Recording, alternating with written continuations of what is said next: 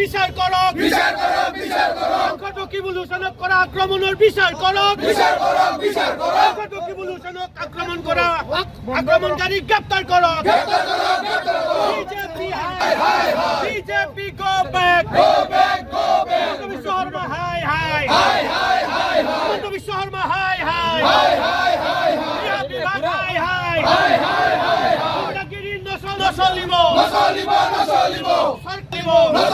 নচলিব সরকার হাই হাই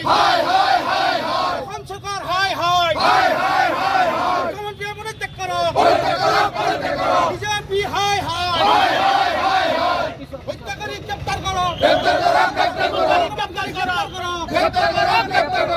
সরকার হাই হাই BJP go back আক্রমণকারী গ্রেপ্তার করো বিজেপি হাই হাই গৃহমন্ত্রী লাই লাই গৃহমন্ত্রী হিমন্ত বিশ্ব শর্মা লাই লাই বিজেপি গো ব্যাক আইন শৃঙ্খলা রক্ষা করো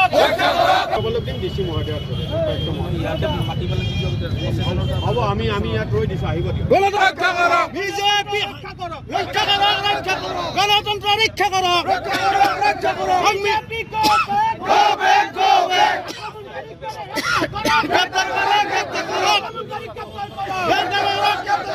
বিভাগ হাই হাই বিজেপিৰ গুণ্ডাগিৰি নচলিব হাই হাই গৃহ বিভাগ হাই হাই গৃহ বিভাগ হাই হাই বিজেপি গো ব্যাক রকিবুল হোসেনের আক্রমণকারী গ্রেপ্তার করক গৃহ বিভাগের পৃষ্ঠপোষক চালা গুণ্ডাগিৰি নচলিব গুণ্ডাগিৰি নচলিব গণতন্ত্ৰ ৰক্ষা কৰক গণতন্ত্ৰ ৰক্ষা কৰক গৃহমন্ত্ৰী হাই হাই গৃহমন্ত্ৰী পদত্যাগ কৰক অসম চৰকাৰ হাই হাই গণতন্ত্ৰ ৰক্ষা কৰক গণতন্ত্ৰ ৰক্ষা কৰক ৰকিবুল হোসেনক আক্ৰমণকাৰী গ্ৰেপ্তাৰ কৰক অসম চৰকাৰ হাই হাই বিজেপিৰ গুণ্ডাগিৰি নচলিব গণতন্ত্ৰ ৰক্ষা কৰক সংবিধান মানি চলক বিজেপি হাই হাই গুণ্ডাগিৰি নচলিব গুণ্ডাগিৰি নচলিব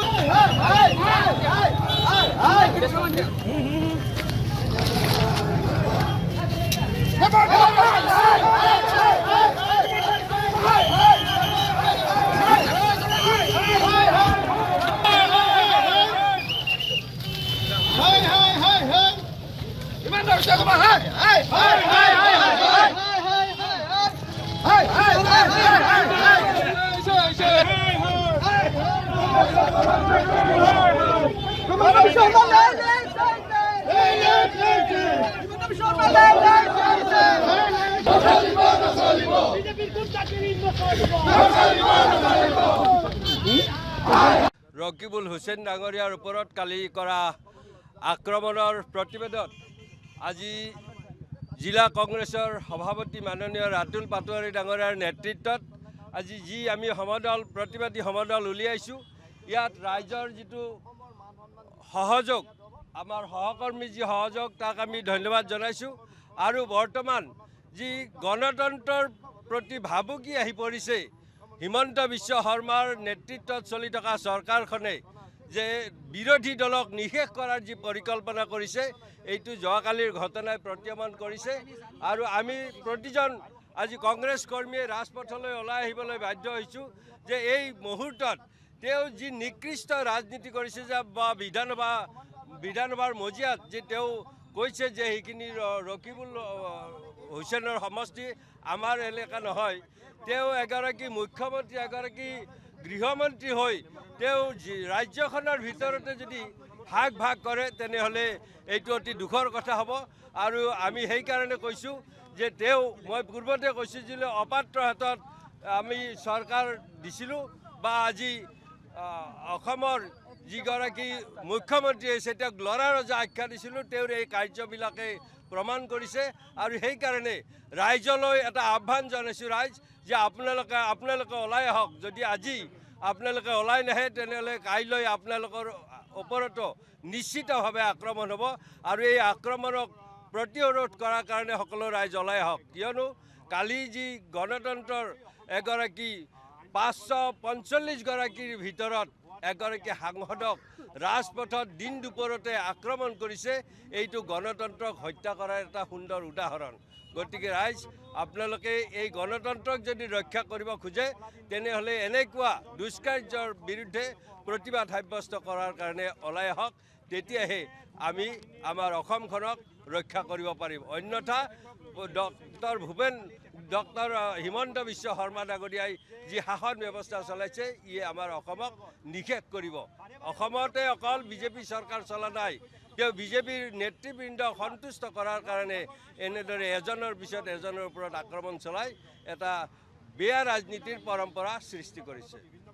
অসমৰ এজন সাংসদ ভাৰতবৰ্ষৰ 540জন সাংসদৰ এজন ৰকিবুল হুছেইন ডাঙৰীয়াক নগাঁৱত যি প্ৰহৃত কৰিছে এই প্ৰহাৰ কৰা ঘটনাই অসমক বিশ্বৰ আগত লজ্জানত কৰিছে ভাৰতবৰ্ষৰ আগত লজ্জানত হৈছে ভাৰতবৰ্ষৰ সাংসদৰ এজনক অসম ৰাজ্যত প্ৰহাৰ কৰা ঘটনাই অসমত যে সৰ্বসাধাৰণ ৰাইজৰ সাংসদৰে নিৰাপত্তা নাই এই কথাটো প্ৰত্যাহ্বান কৰিছে আৰু সমান্তৰালভাৱে প্ৰহৃত সাংসদজনে অভিযোগ কৰাৰ দৰে এই ঘটনাত বৰ্তমানৰ মুখ্যমন্ত্ৰী হিমন্ত বিশ্ব শৰ্মা প্ৰত্যক্ষভাৱে বা তেওঁৰ নিৰ্দোষ হৈছে গতিকে যদি মুখ্যমন্ত্ৰী হিমন্ত বিশ্ব শৰ্মা এই ঘটনাত জড়িত নাই তেন্তে তেখেতকে উচিত তদন্ত কৰি দৈহিক দৃষ্টান্তমূলক শাস্তি দিয়ক আৰু সমান্তৰালভাৱে সেই দোষীসকলে কি ৰাজনৈতিক কাৰণত সাংসদজনক পঢ়িলে এই কথাৰ উচিত তদন্ত কৰি সেই ৰাজনৈতিক পৃষ্ঠপোষকসকলকো বিচাৰি উলিয়ালে তেতিয়াই কিন্তু অসমত সুস্থ গণতন্ত্ৰ বৰ্তি থাকিব অন্যথা কিন্তু অসম ভাৰতবৰ্ষৰ ভিতৰত এখন গণতান্ত্ৰিক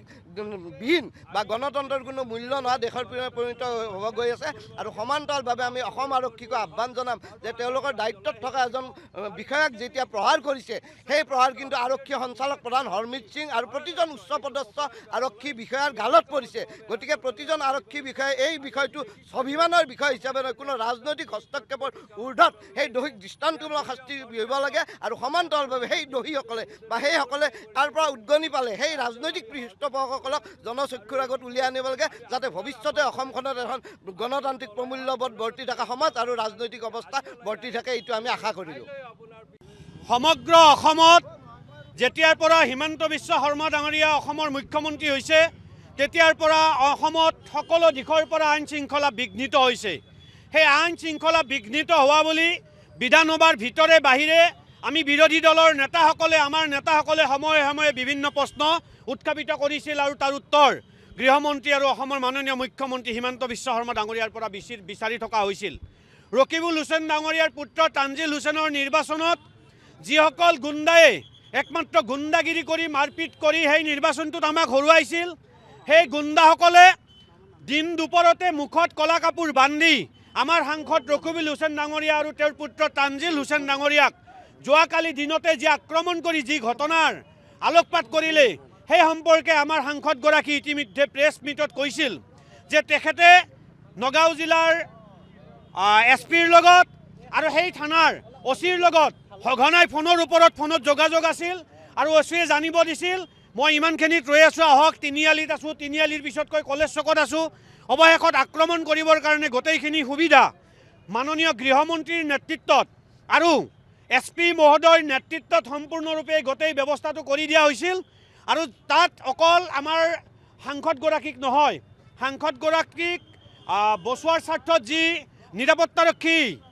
তাত নিয়োগ হৈ আছিল সেই নিৰাপত্তাৰক্ষীক যি ধৰণে আক্ৰমণ কৰিলে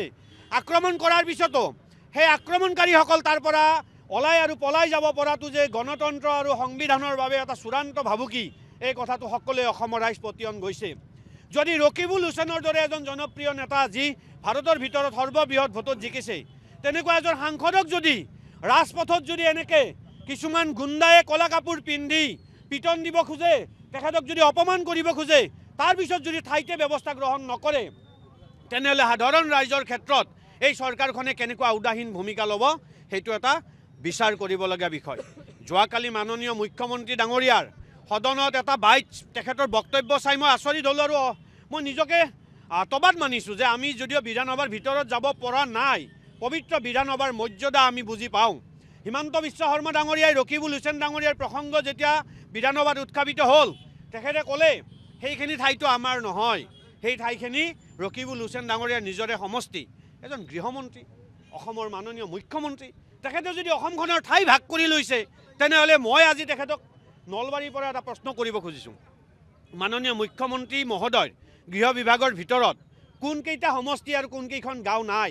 তেখেতে আজিৰ বিধানসভাৰ পবিত্ৰ সদনত সেইটো ব্যাখ্যা কৰক। নলবাৰী আছেনে নাই, নলবাৰী আছেনে নাই, বৰপেটা আছেনে নাই, গোৱালপাৰা আছেনে নাই, তেওঁৰ গৃহ বিভাগৰ ভিতৰত আছেনে নাই, সেইটো তেওঁ ব্যক্ত কৰক। কাৰণ টুলুঙা মন্তব্যৰে যোৱাকালি কৈছে যে সেই অঞ্চলটো আমাৰ নহয়, সেই অঞ্চলটো ৰকিবুল হুছেইন ডাঙৰীয়াৰ অঞ্চল। এই যেনেকুৱা টুলুঙা মন্তব্য অসমৰ মুখ্যমন্ত্ৰী দিছে, অসমৰ ৰাজনীতিত এইটোৱে প্ৰথম, আৰু আমি ভাবোঁ এইটোৱে শেষ হ'ব। ঘৰত আনন্দ আৰু সম্পৰ্কৰ চমক বজাই ৰাখিবলৈ জৰুৰী হৈছে সকলো আনন্দময় মুহূৰ্তত মৰমৰ উপহাৰ দিয়াটো। সেইবাবে মধুশ্ৰী জুৱেলাৰ্ছে আনিছে সকলো ৰঙীন ক্ষণৰ বাবে বিশেষ গহনা। হীৰাৰে হওক, সোণৰে হওক বা ৰূপৰে হওক, শ্ৰেষ্ঠ ডিজাইনছ আৰু হলমাৰ্কযুক্ত গহনাই ৰাখে সম্পৰ্কক নিখুঁত। তেনেহ'লে আজিয়ে আনক আনন্দ মধুশ্ৰী জুৱেলাৰ্ছৰ সৈতে। যোগাযোগ কৰক 7002800341 নাইবা ভিজিট কৰক LNB ৰোড, নলবাৰী, অসম।